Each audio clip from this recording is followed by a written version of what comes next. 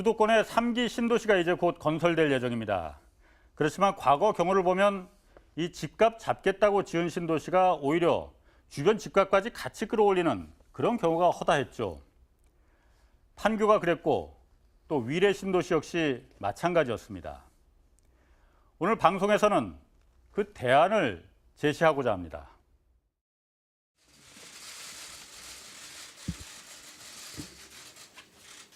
본인은 양심에 따라 숨김과 보탬이 없이 사실 그대로 말할 것을 맹세합니다. 2019년 3월 25일 공직 후보자 최정호. 공직자로서 지혜롭지 못하게 재산을 관리했다는 생각이 드는데 후보자의 입장을 간단히 말씀해 주십시오.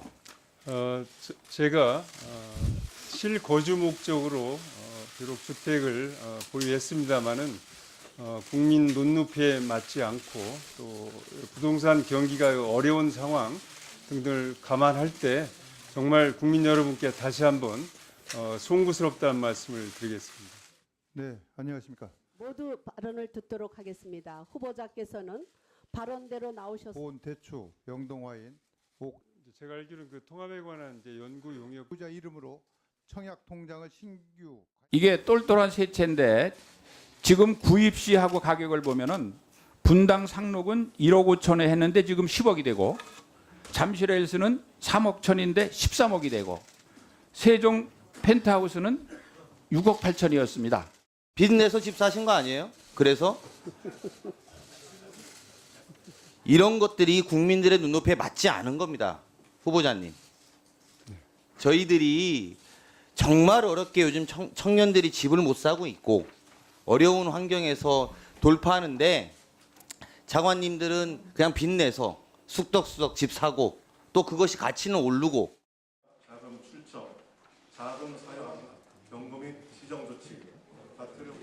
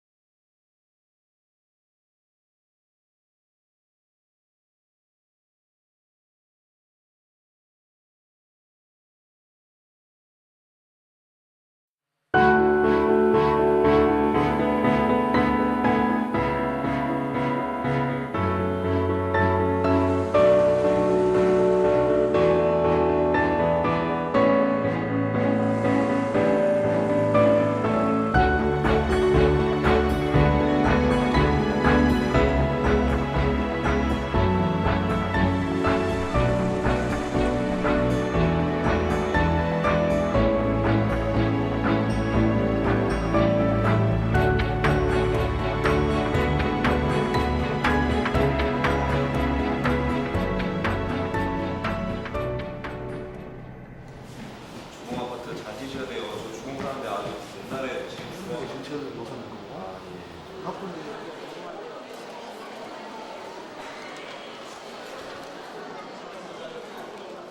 여러 주택을 소유하는 이유가 뭐 하루는 이 집에서 자고 하루는 저 집에서 자고 그러려고 하는 게 아니잖아요. 뭐 기대하는 게 있는데 매매 차익이나 임대 소득이죠. 예. 보유하고 있을 때는 임대 소득, 팔았을 때는 매매 차익. 그것이 확실하다고 생각하니까 다른 어떤 곳에 투자하는 것보다 그게 훨씬 많은 이익을 보상해 준다고 생각하니까 들어오는 거죠. 지난번에 국토연구원에서 발표한 바와 같이 뭐 사용관 안에 의하면 단독주택까지 하면 40가구 정도 되죠. 중산층이 들어갈 수 있는 아파트 수는 줄어. 저희들이 그 소형 비대금 가입자의 1순위 대기자 38평이 중요하니까 중요해요.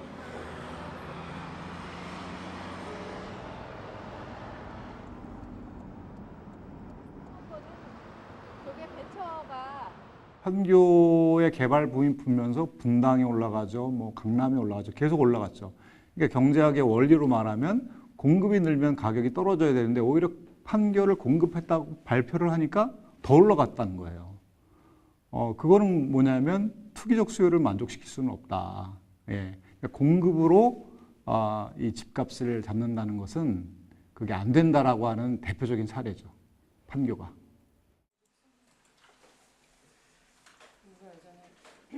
팀원이 약관 심사 청구하고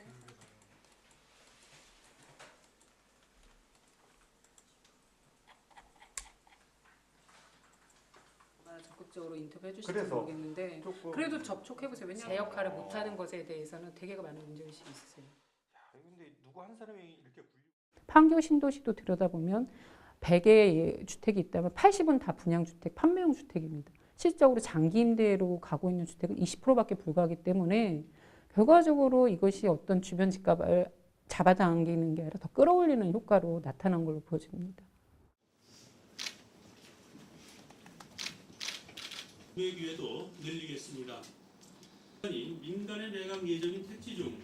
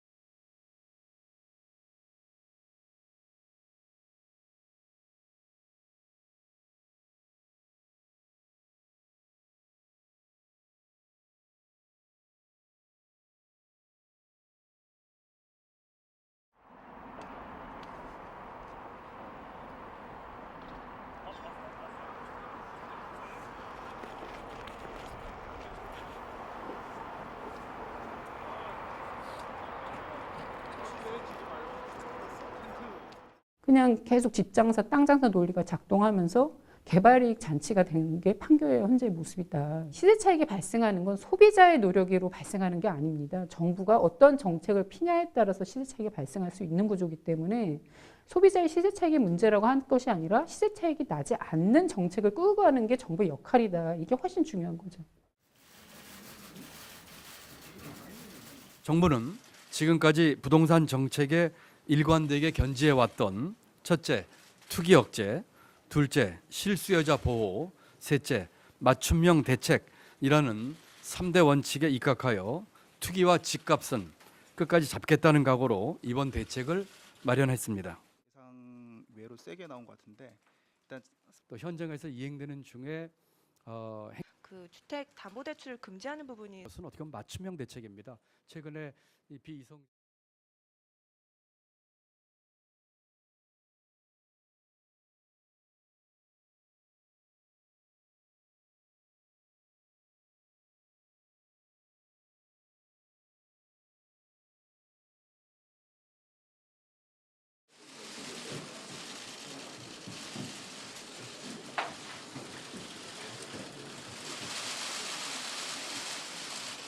공공택지는 토지거래 허가구역으로 지정하는 등 투기 방지 조치도 동시에 진행하겠습니다. 택지 인근 지역과 수도권 주택시장의 가격 동향과 거래량도 면밀히 살펴보고 주택시장을 교란하는 행위가 있을 경우에는 지자체 합동조사를 실시하는 등 투기 수요를 철저히 차단하겠습니다.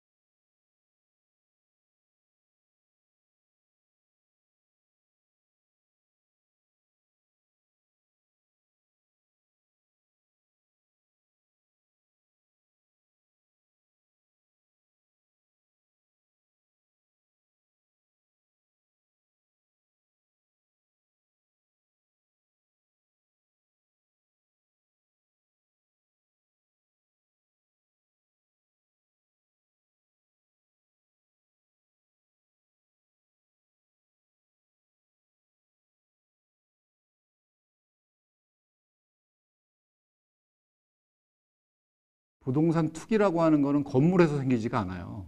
건물은 시간이 지나면 가치가 떨어지는데 그 입지하고 있는 땅에서 생기는 거거든요. 땅값이 올라가는 거잖아요. 그러니까 땅을 임대하면 토지는 투기의 대상이 될 수가 없으니까 건물이 이제 가격은 시간이 지나면 떨어지는 거잖아요. 그러니까 거기는 실수요자들만 들어가죠.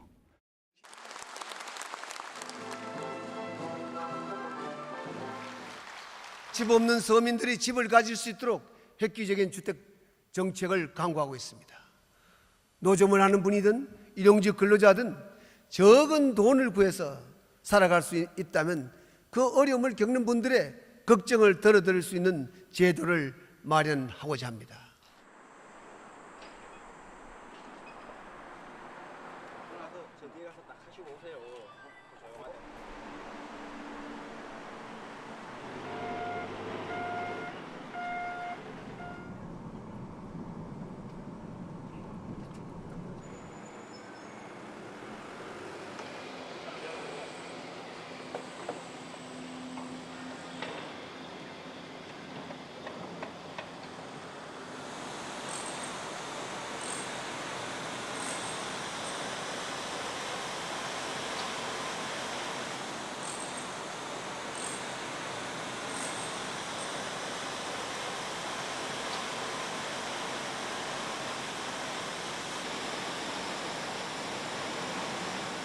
저소득층은 임대주택 형태로 정부가 분류를 해서 공급을 하고 있고요.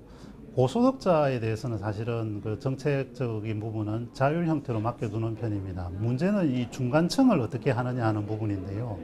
중간층에게 보다 저렴한 가격으로 안정적인 주택 공급을 할 수 있는 방법이 무엇이냐. 이 질문에 대한 답이 그 형태 중에 한 형태가 토지임대부 분양주택이다. 이렇게 말씀드릴 수 있겠습니다.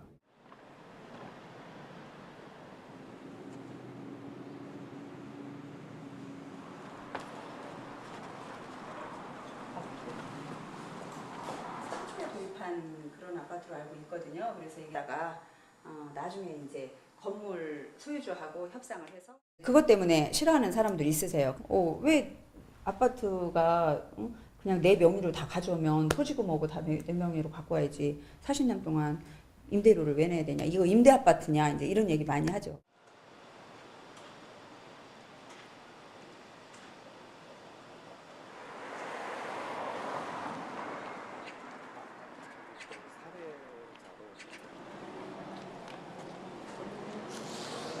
날씨가 많이 풀렸네.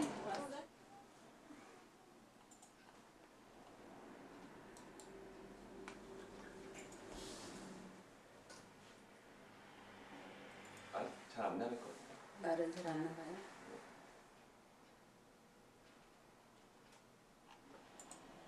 해요. 재산세가 땅이 이제 LH 땅이다 보니까 땅에 대한 거는 LH에서 부담을 하고 건물에 대한 것만 주민들이 분양받은 사람들이 납부를 하는데 한 뭐 15만 원에서 한 20만 원 정도까지 재산세가 그 정도밖에 안 났었거든요. 통화를 좀 해봐야 돼. 할머니가 잘못된 건 어떻게 해요?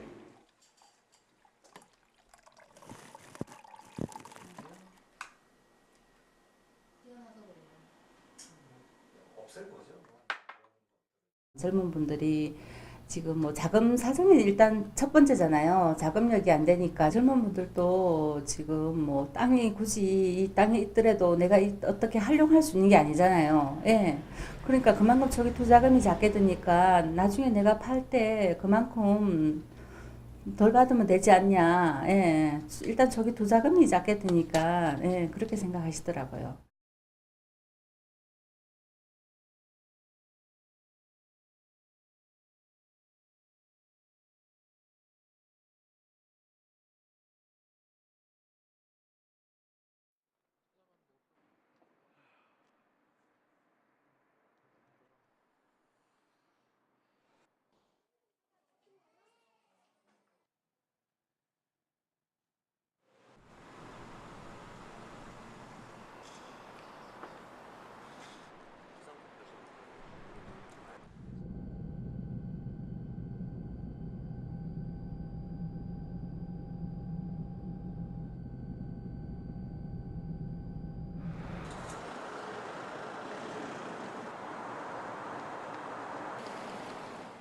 내가 이 집을 샀을 때 또는 이 은행에 그 어떤 대출을 해서라도 구입을 한 이후에 주택 가격이 오르겠다라고 생각하면 훨씬 더 많은 사람들이 그 수요에 가세를 하게 되는데요. 반값 아파트나 장기 전세 주택 이런 부분들은 주택 매매 수요에 매매 수요를 줄일 수 있는 효과가 있었기 때문에 가격 안정 효과에 긍정적인 영향을 주었다. 이렇게 설명드릴 수 있겠습니다.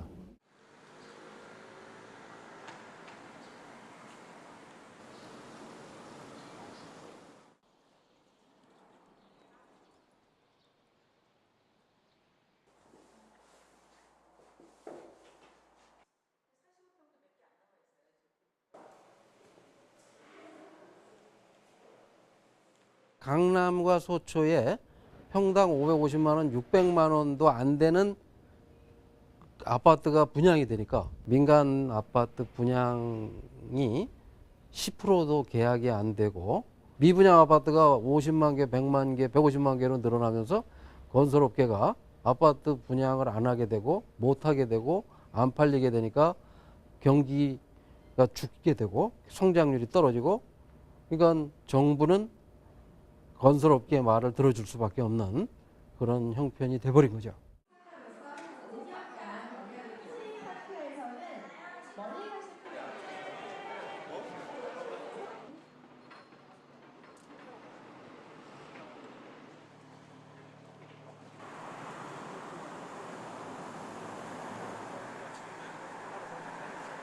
정책에는 사실은 굉장히 일관성이라는 게 중요한데요. 자꾸 정권이 바뀌고 또 국토부 정책도 자꾸 바뀌면서 이 공급들이 지속적으로 공급되지 못하고 중단되게 됨으로써 대기 수요들이 매입 수요에 과세하면서 주택 가격이 같이 동반해서 상승하게 되는 그런 효과가 발생하게 됩니다.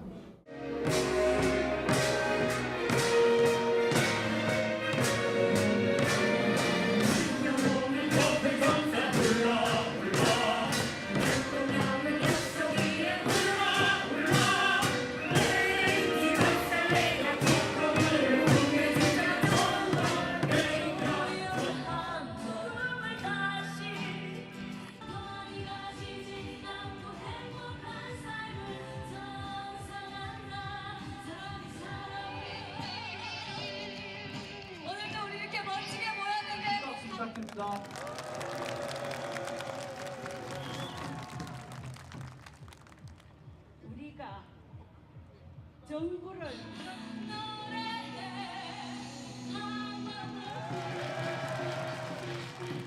현재 시세를 분양한다면 이 돈은 평생 저희 소득 다 모아도 못 모으는 돈이에요.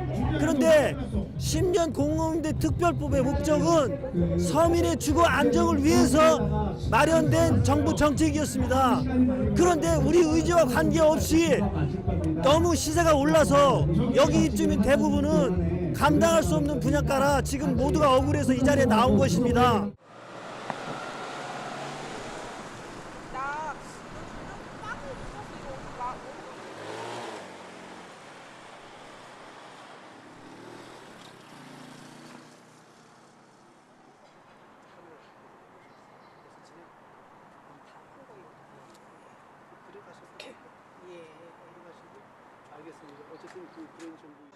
시세 차익이라고 하는 거는 다주택자들이 집을 팔았을 때 발생하는 거고 20평짜리 1가구 1주택자 되는 건데 무슨 시세 차익이 발생하겠습니까? 그럼에도 불구하고 만약 그게 걱정된다고 하면은 제도적으로 그런 걸 보완하는 장치가 있습니다.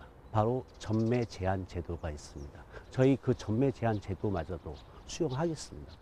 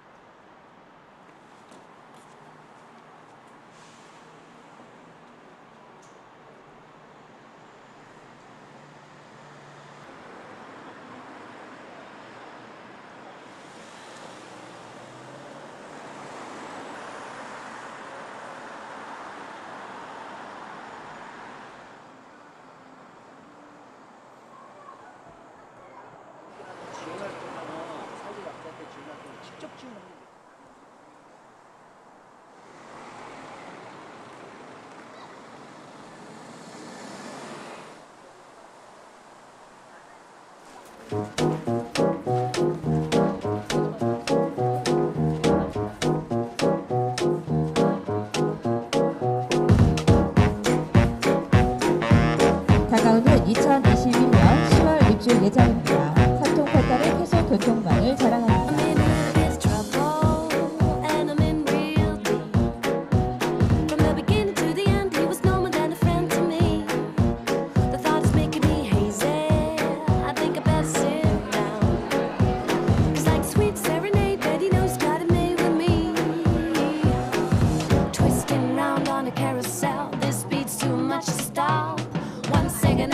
I'm feeling lost, and then I feel alive. Ooh, that man is like a flame, and ooh, that man plays me like a game. My only sin is I can't win. Ooh, I wanna love that man. Ooh, that man is on my list, and ooh, that man I wanna kiss. My only sin is I can't win. Ooh, I wanna love that man.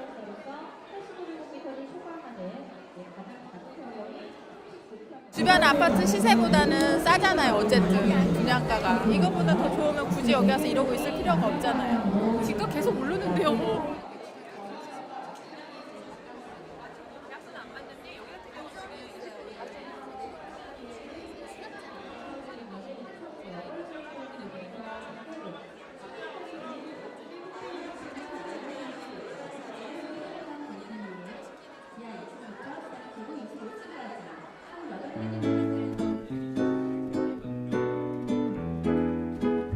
네, 안녕하세요. 저는 민달팽이 유니온의 공공층 보시는 게 편하세요. 저는 일과 시간 중이랑 문자로 보내주셔도 좋습니다. 편하신 대로 해주세요. 학교 근처에서 볼까요? 네.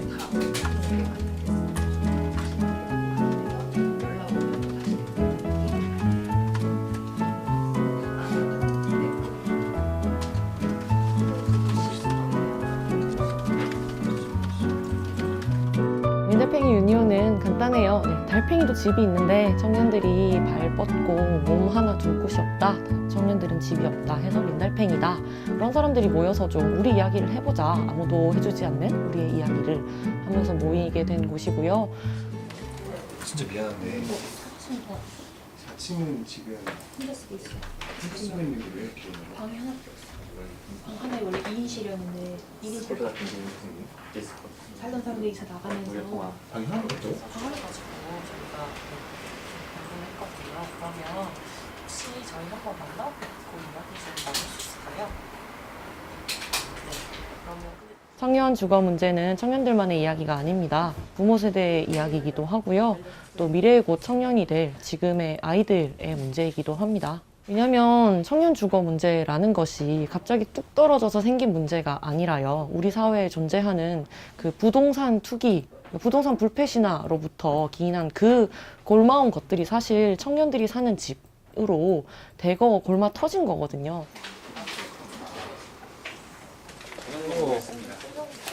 고생하십니다. 먼저 갈게요. 가끔 난 이런 생각에 잠겨 내가 사는 세상이 정말 있긴 한 걸까. 볼을 꼬집어봐도 내일 눈을 떠봐도 아무것도 들리지가 않아. 이 낯설은 세상에서 도망쳐버리고 싶을 때 손 닿으면 금세라도 시들어버릴 듯했던 꽃들이 이 낯설은 세상에서 도망쳐버리고 싶을 때 손 닿으면 시들어버릴 듯했던 꽃들이 미소를 건네준다.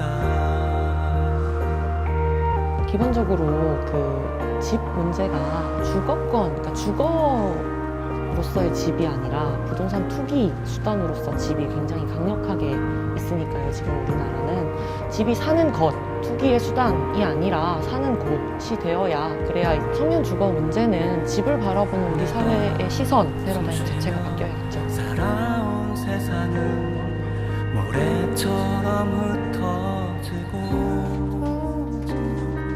힘없이 걸어온 발자국들만 남아, 힘없이 걸어온 발자국들만 남아, 이 낯설은 세상에서 도망쳐버리고 싶을 때 손 닿으면 금세라도 시들어버릴 듯했던 꽃들이 이 낯설은 세상에서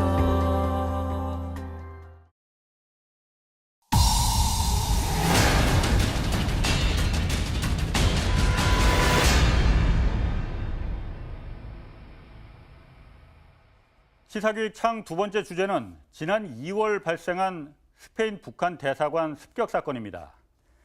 지금 미국의 정보기관까지 얽혀 있어서 매우 복잡하게 사건이 돌아가고 있는데, 저희 취재 기자에게 이 취재 도중에 매우 이례적인 전화가 한 통 걸려왔다고 합니다.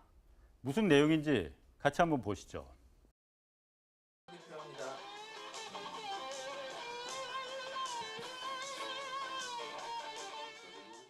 자유조선 관계자인데요. 자유조선 관계자인데요.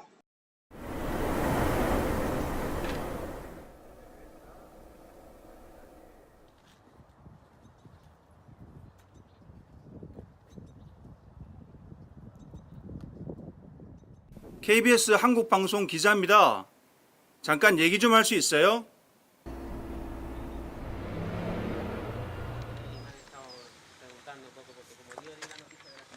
북한은 국제법적으로 유엔에 가입된 엄밀한 국가거든요. 그런 국가에 대한 공개적인 공격 활동이었다는 점에서는 사실은 매우 강도가 높고 충격이 큰 사건이다 이렇게 볼 수 있죠.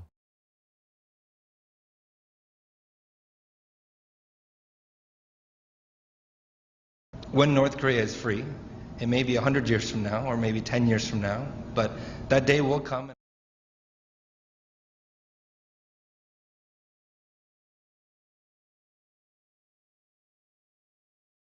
Passport?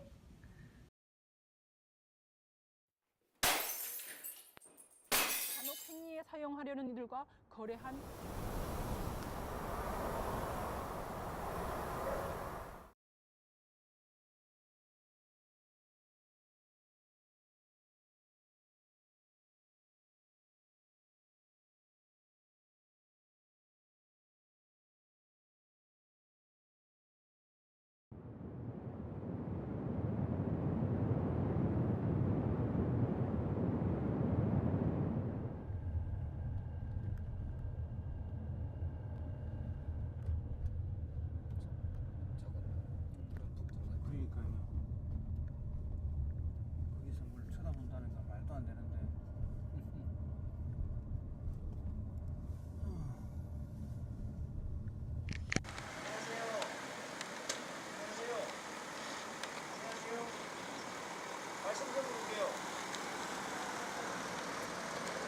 직원이세요? 직원이세요? 안녕하세요. 한국에서 왔는데요.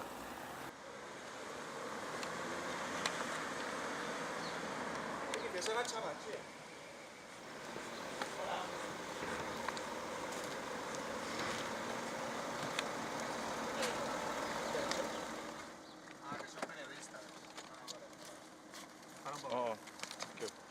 Llamaba a ver, el compañero no sabía tampoco decirme, pero vamos, enviarlo si tal.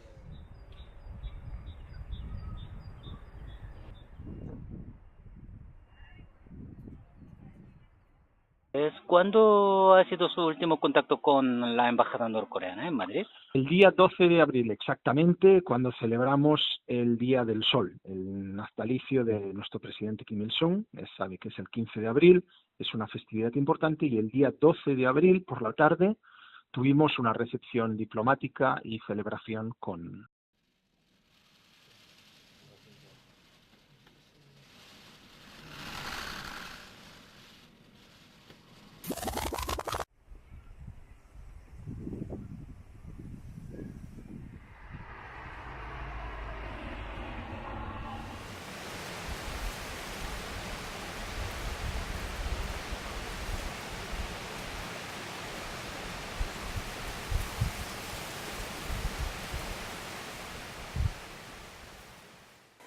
Estuvieran asaltando la embajada y se secuestraron al personal durante un tiempo.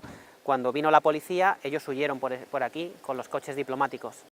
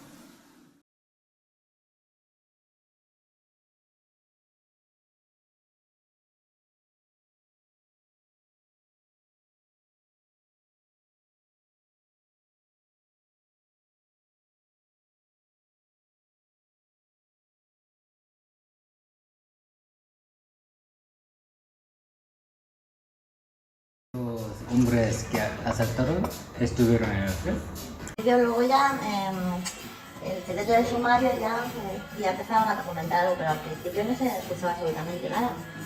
Yo me enteré por eso, por las policías que vienen aquí.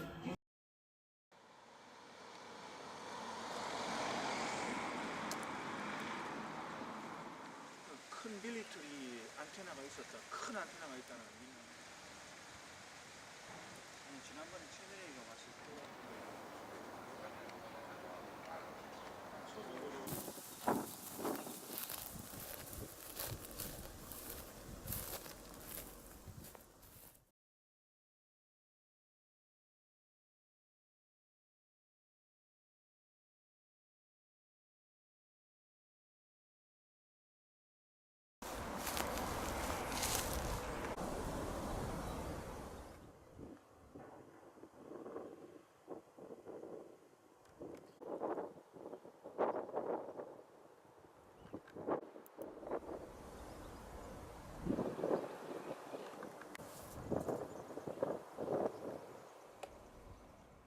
Y sus secuaces vinieron aquí 8 meses antes y, claro, se alojaron en el hotel de enfrente. 8 meses después asaltaron la embajada, lógicamente ahí estaban preparando todo.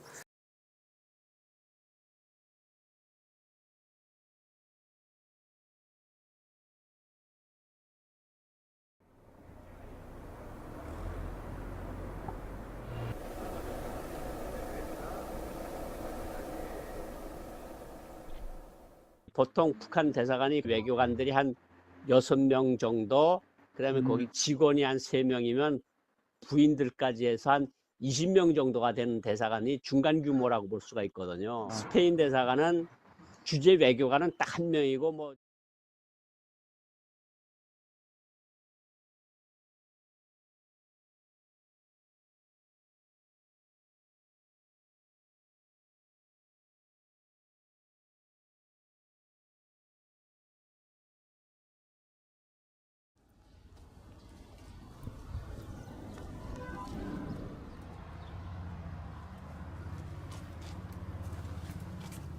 Sabemos que los hombres que asaltaron la embajada. No se me da ningún tipo de información. Es información confidencial que nosotros ni queremos participar ni dar información al respecto, por lo cual.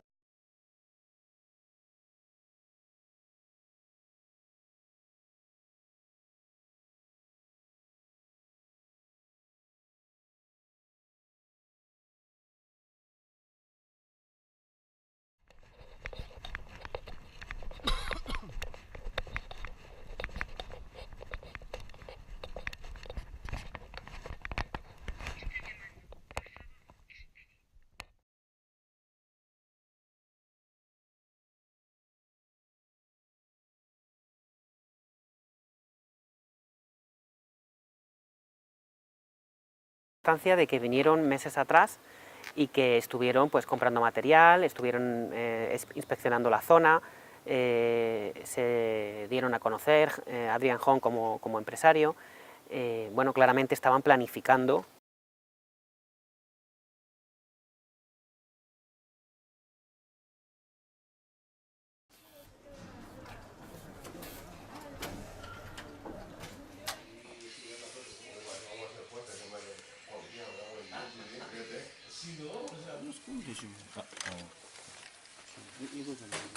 진짜 뭐 진짜 총. 이건 진짜 총 똑같네. 구별이 안 되네. 거의 진짜 총인데 이거는 뭐. 27 euros. O sea, lo más barato. No, es que está rota. Pues podemos comprar. Sí, pero solo que hacer factura, fotocopia y hay que hacer factura.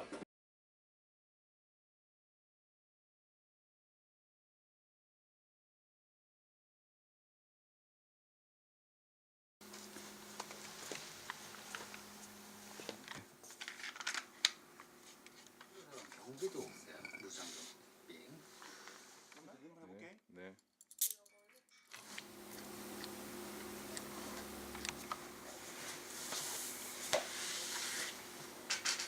보면 보여줘도 되지.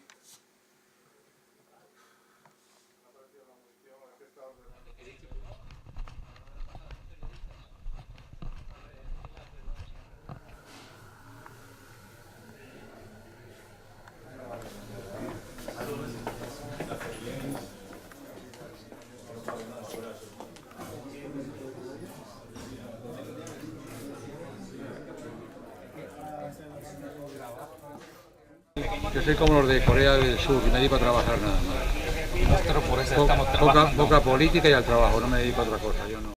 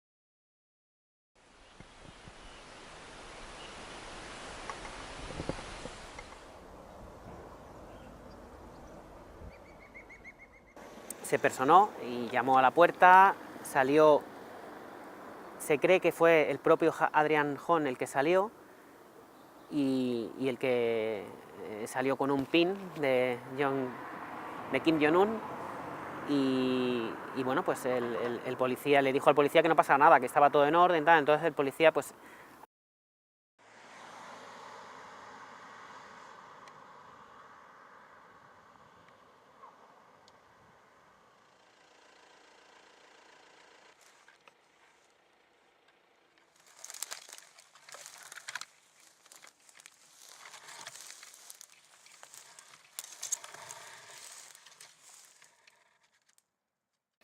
에이드리안 홍이 탈출한 것으로 보이는 북한 대사관 뒤쪽 담장입니다.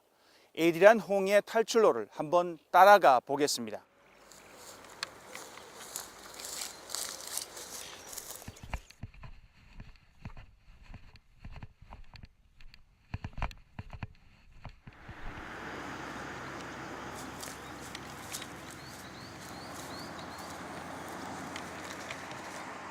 북한 대사관 뒤쪽 담장에서 5분 남짓 거리에 도로가 있습니다. 에드리안 홍이 우버 택시를 탔던 곳인데요.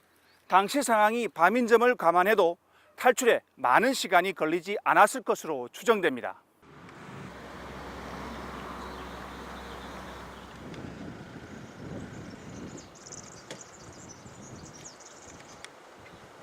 북한 공간은 취해복권 지역이에요. 이게 평양이나 마찬가지예요. 평양의 심장부가 뚫어진 거예요. 그런데 하노이에서 회담을 한다? 이건 국가적인 수치 중에서 최고 치욕적인 사건입니다. 예. 그렇기 때문에 에드리안 홍차의 입장에서는 일부러 날짜를 그렇게 근접하게 설정해가지고 김정은이한테 타격을 줬다. 저는 그렇게 봅니다.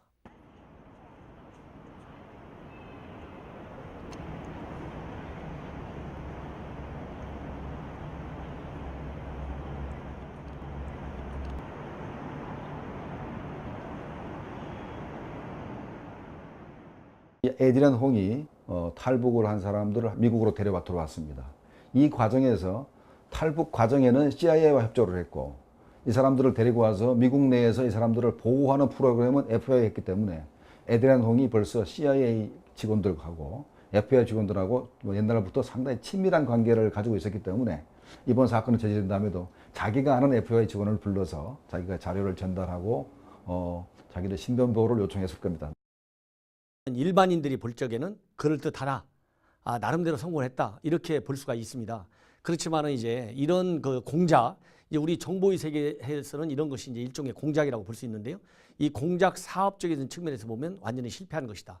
왜냐하면 공작 사업은 착수할 때도 아무도 몰라야 되고 그 다음에 끝나고 나서도 어느 누구도 몰라야 됩니다. 근데 이것은 다 알려졌지 않습니까?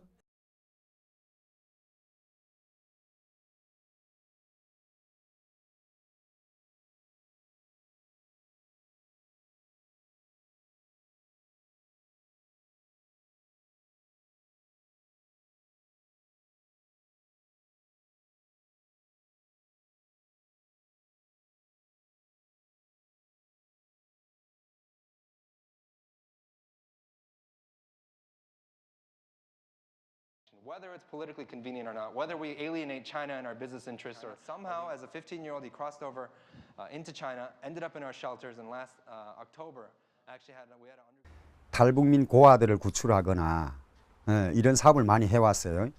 참가자들이 그 나이를 보면 거의 90년대 후반, 90년대 초 이런 사람들이니까 아직 30살도 안 된. 그러면 지금 에드리안 홍이라는 사람이 이미 하던 활동에서 그런 고아들이 아닐까.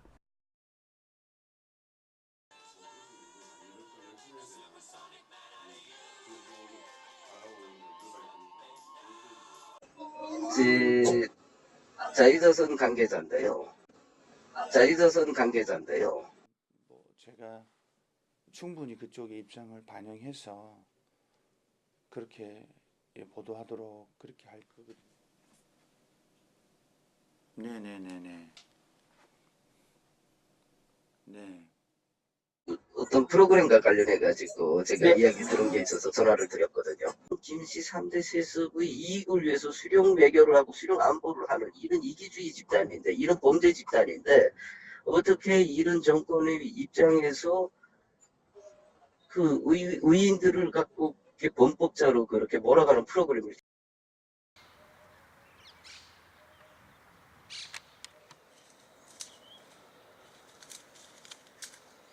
북한 같은 경우에는 이 법치를 초월해서 이 인권을 유린하고 그런 범죄 집단이기 때문에 그러한 정권에 대해서 우리가 초법적으로 운딩하는 데 대해서는 이건 범법 사항이 아니거든요. 네, 제가 취재하고 있고요. 제가 그 자유조선 입장을 충분히 반영할 수.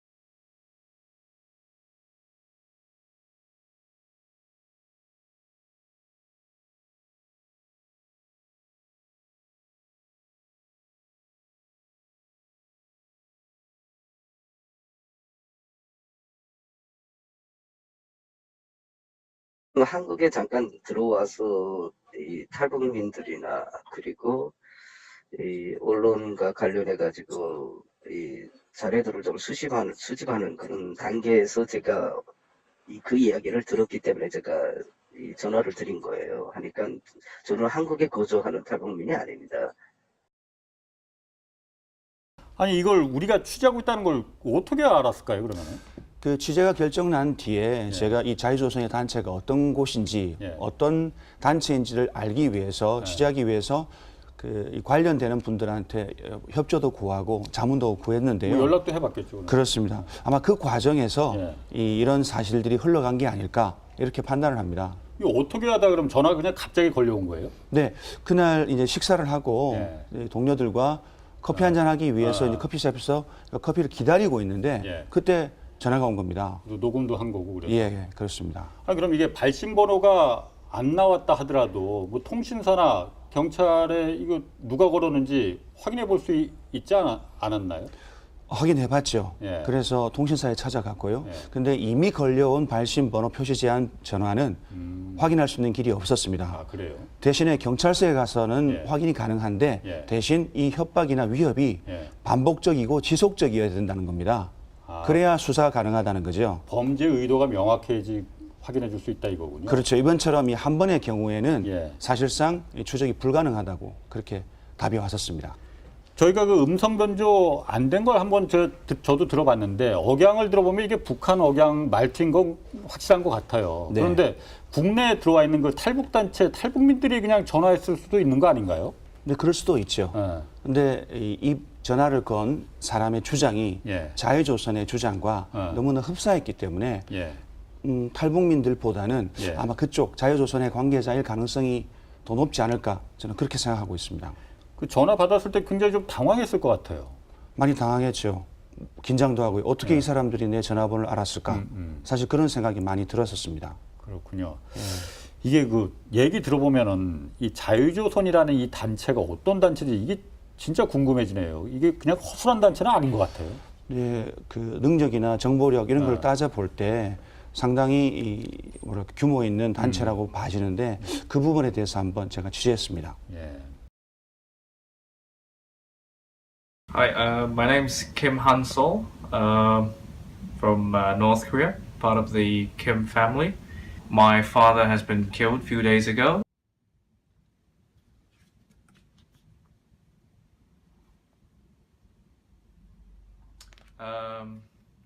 My father has been killed.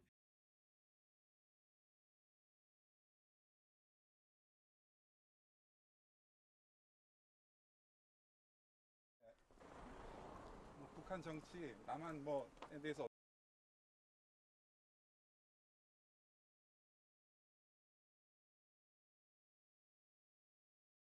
Days ago, I'm currently with my mother and my sister, and we're very grateful to.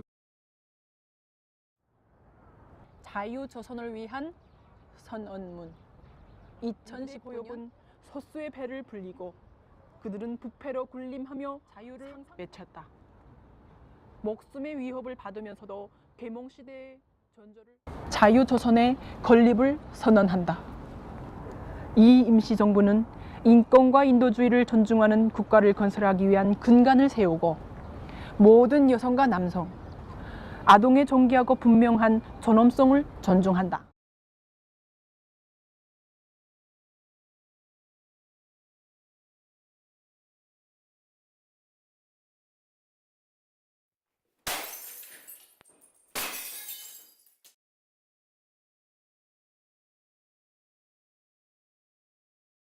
외부 정보를 들을 수 없는 북한 주민들은 북한 당국이 국제사회에서 대접을 받는 줄 알아요. 그런데 스페인 대사관이 탈북민들이 망라된 조직에 의해서 습격당했다 하면 북한 주민들한테도 이거 완전 깜짝 놀랄 일이죠.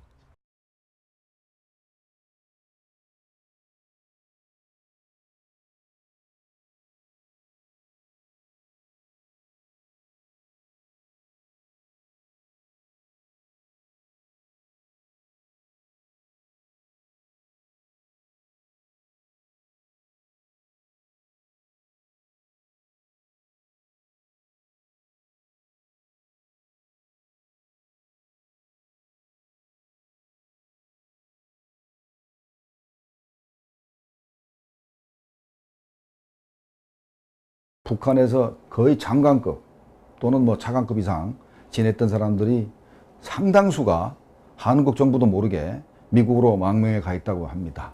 망명정부 구성 자체는 탈북자로 주로 이루어졌고 애들형은 이런 사람들을 돕는 그런 외부 세력밖에 안 되는 북한의 반체제 세력이면서 새로운 대안 세력을 꿈꾸고 있다고 볼 수 있어요. 조금 심하게 말하면 돈키호테식의 어떤 그런 과감함과 단순한 무모함을 동시에 가진 조직이라고 볼 수 있어요. 물론 자유조선이 향후 어떻게 발전할지 그 개연성은 남아있죠. 그러나 현 단계를 봤을 때 아직은 아마추어 수준을 넘어서는 조직으로 보기는 어렵고요.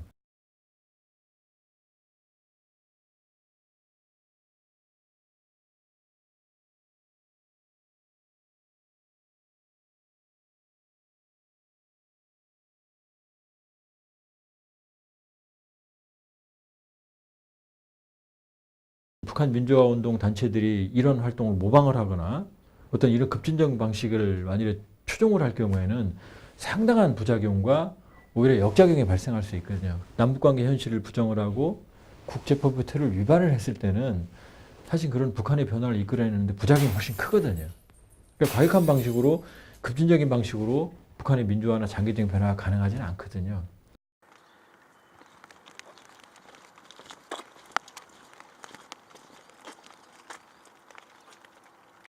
당신의 자유를 위하여. 이 상을 함께하는 전 세계 동지들이여.